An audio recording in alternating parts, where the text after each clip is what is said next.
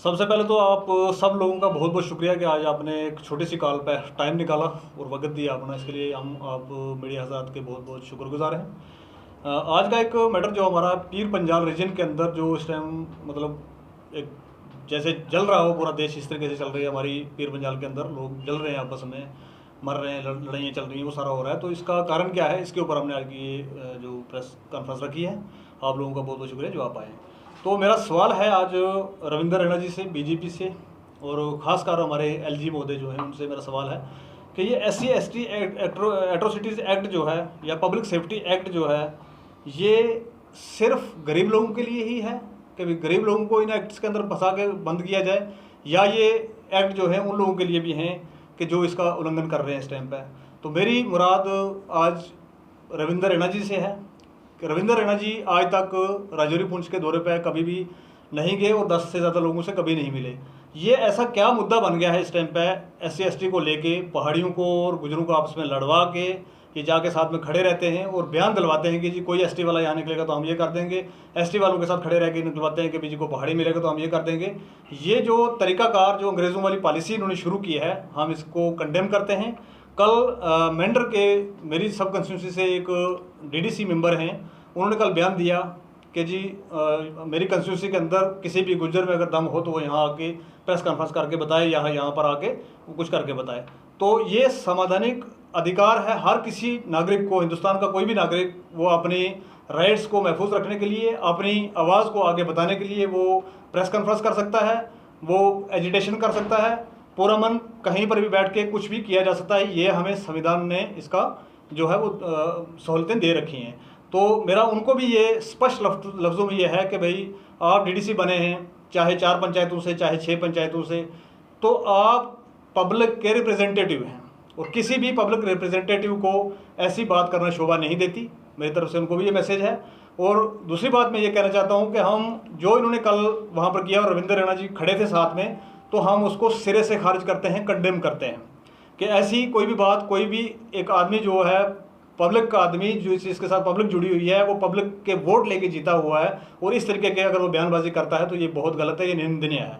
उसके बाद हमारे जो LG महोदय हैं, LG महोदय से मेरी ये रिक्वेस्ट है कि जो भी लोग कल की इस प्रेस कॉन्फ्रेंस में या इस जलसे में वहाँ पर मेंढर के अंदर जाके बोले हैं या सुनकोट के अंदर जाके बोले हैं, इनके ऊपर पब्लिक सेफ्टी एक्ट के तहत जो कानून नाफिज किया जाए और वो कार्रवाई अमल में लाई जाए। और सबसे पहले ये जो है पब्लिक सेफ्टी एक्ट जो है ये रविंदर रैना जी पे लगाया जाए, जिन्होंने इस तरीके से लोगों को इकट्ठे करके और आपस में भिड़वाने का काम शुरू किया है। ये तो हम बहुत देर से जानते हैं कि BJP के जो लोग हैं इनका एक ही मिशन है, डिवाइड एंड रूल।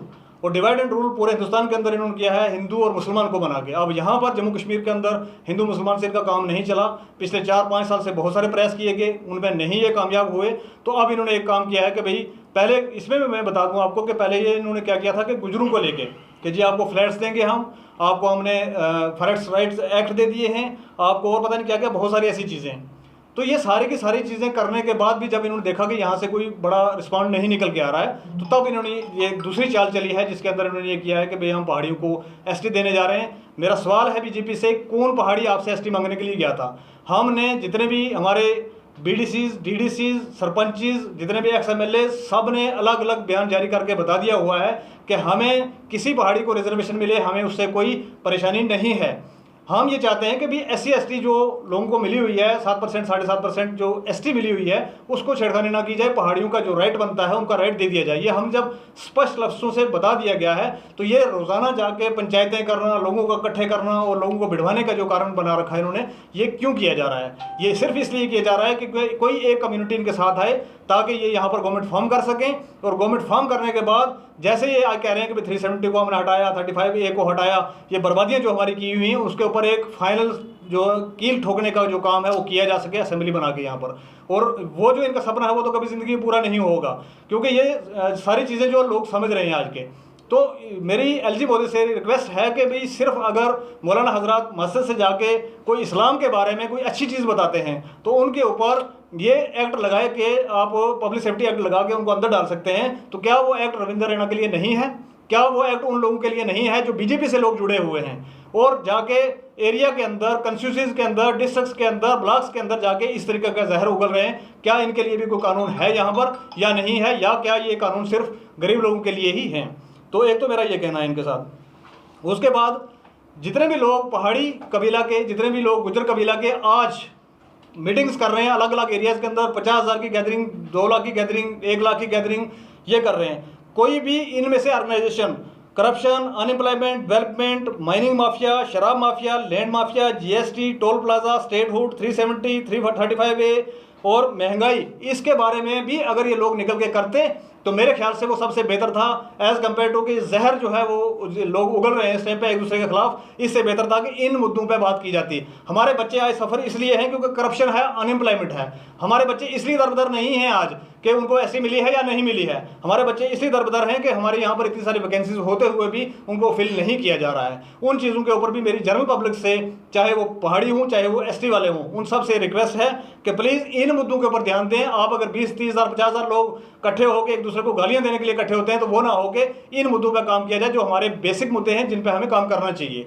तो मेरी पूरी पब्लिक से, जम्मू कश्मीर की तमाम पब्लिक से, जिसमें पहाड़ी भी आते हैं, गुजर भी आते हैं, मुसलमान भी आते हैं, हिंदू भी आते हैं, सिख भी आते हैं, सारे आते हैं, मेरी इन सबसे रिक्वेस्ट है कि आप इकट्ठे हों लेकिन किसी ऐसे काज के लिए हों जिससे सारी जो पब्लिक है उसको कोई सहूलत मिल सके।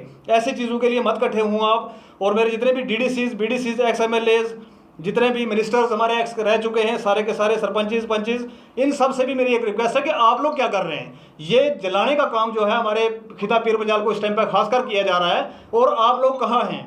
आप अगर पब्लिक के रिप्रेजेंटेटिव हैं तो पब्लिक के बीच में जाइए और इस आग को जितना बुझा सकते हैं बुझाने की कोशिश कीजिए। हमें अगर पहाड़ियों को ST मिलती है तो हमें इससे कोई लेना देना नहीं भाई, वो किसी तरीके से क्या गवर्नमेंट दे रही है, गवर्नमेंट का देने का काम है। लेकिन यहाँ पर साजिश इस तरीके से की जा रही है कि अगर गवर्नमेंट इसके जो है वो उसका मयार होता है कि वो देना चाहे किसी चीज़ को दे सकती है, जो ना देना चाहे ना दे सकती है। लेकिन गवर्नमेंट वो ना करके रविंद्र रैना जी को भेज के, बीजेपी के इस एक्टिव सेल को एक्टिवेट करके लोगों के बीच में भेज के, ठीक है भाई बीजेपी अगर देना चाहती तो दिल्ली से ही होना है ना। वहाँ किससे पूछने के लिए आप मेंढर में गए, वहाँ किससे पूछने के लिए सुनकोट में गए आप, वहाँ किससे पूछने के लिए बहरमगला तक आप गए हैं, वहाँ किससे पूछने आप रजौरी में गए हुए हैं। किसी को पूछ के देने की जरूरत नहीं थी। अगर आपको देना था, आपको कुछ देना नहीं है, सिर्फ कौमों को आपस में भिड़वा के वो जो डिवाइड एंड रूल की पॉलिसी जो पूरे हिंदुस्तान के अंदर है वो आप यहाँ पर भी करना चाहते हैं। हम इसको कंडेम करते हैं और सिरे से खारिज करते हैं। हम ऐसा कुछ होने नहीं देंगे। और जनरल पब्लिक से मेरी ये पुरजोर अपील है, हाथ जोड़ के अपील है कि भाई साहब इन चीज़ों के अंदर मत जाइए। पहाड़ी गुज्जर हम एक जगह के लोग रहने वाले हैं, हमारे आपस में रिश्तेदारियां हैं, इस जहर को अपने अंदर पनपने मत दीजिए। और एक सवाल मेरा जनरल पब्लिक से यहाँ पर आज भी है, जो रजौरी के अंदर, पुंछ के अंदर